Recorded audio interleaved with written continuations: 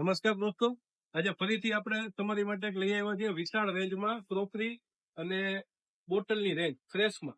આપણી આગળ કંપનીમાં છે નોવિટા, યામાસીન, સોગો અને સંજીવ કપૂર. એના આપણી આગળ બોટલ છે. બોટલની આપણી આગળ વિશાળ રેન્જ છે.